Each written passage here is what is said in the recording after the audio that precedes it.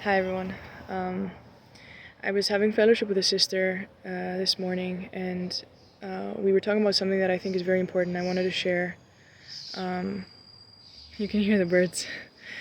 Anyway, so sometimes God allows us to be in circumstances where we really feel like we can't handle anymore. Maybe you're in situations or circumstances where you've been dealing with, like tolerating, and then you feel I can't do this anymore. Like you reach the end of your capacity. And in those moments, many times when we're like at that line, almost that line of like I'm so done, I give up. Sometimes people explode, sometimes people run away, sometimes people scream or yell or want to hit or want to punch or whatever people's sort of escape method is. Oftentimes, what other people do is put something on top, like escape in a sense of like, let me run to social media so that I don't get to that level where I do things that I don't want to do, or where I explode. Or if I don't want to cry, for example, let me just numb the pain real quick, let me divert my thoughts or think about something else. And the Lord actually doesn't want us to just keep pushing that down. The problem is not the explosion that we might have. The problem is that we're not dealing with it the right way. We're not going to the right person in that. In the Bible, I'm reminded of the passage where the woman came and it said she had a very expensive perfume and she broke it. That breaking is what you and I need to experience. It's not the avoiding of the breaking. It's not the avoidance of the explosion or let me do everything I can to just keep being under the line because the line is where I don't want to reach. It's not about that. And if we live our life constantly trying to avoid that line, it's a problem, because actually the Lord might be the one who is allowing circumstances to reach us to that line and then is asking us to come to Him when we are there.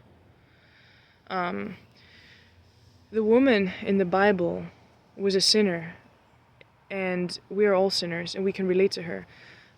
She gave up something that was so expensive that everybody else would look at and say, that is just unreasonable. Why would you do that? Give something that is more than a year's worth of salary. Imagine working for a full year to get something, whatever it is, a house, whatever it is. You can't work a year to get a house. But anyway, if you work a year to get something and then you see Jesus and you say, this man is worth more than this, I will pour myself, I will break that which is most precious to me. And what is it that is most precious to us? To each one it might be a different thing, so we should ask ourselves, Lord, what am I holding, what am I keeping to myself that I should surrender to you? And second of all, from the Lord's perspective, what does He consider very precious in His eyes? It's our heart. And so the Lord is not asking us to bring a perfume and lay it at His feet or at His head. What He's asking us is for our heart. It says He does not desire sacrifice, else I would give it. But He does desire a broken and a contrite heart. A broken heart. So instead of us avoiding that brokenness, instead of us avoiding that line where it's like, this is too much for me, we need to go to God and say, Lord, actually, I'm going to break, but I'm going to do it at your feet. I'm going to break, but I'm going to do it at your presence, because where else can I go? Where can we go? Where else can we run to? Who else is really there at all times, in every moment, in the darkest, most secret places? Who else is there? It's only the Lord. And so I want to encourage you all, and I say this to myself first and foremost, that let us not be conflict avoidant when it comes to our need for surrender to the Lord. When it comes to us bringing ourselves to the Lord and saying, God, I can't do this anymore. I want to break before you. It's not a matter of trying not to cry. It's okay to break down in front of the Lord and say, Lord, I can't do this anymore. I need you. And in those moments, God's supply can be so rich. In those moments, God's outpouring of love and peace can be so filling and so meaningful, so precious. And ultimately, we realize that's what life is about too.